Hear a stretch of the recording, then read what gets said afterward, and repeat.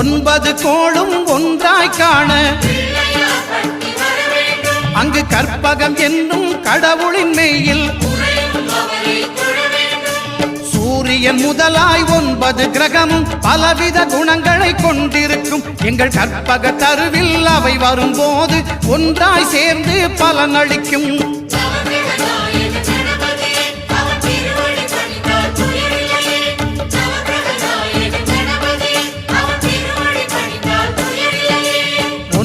கோளும் ஒன்றாய் காண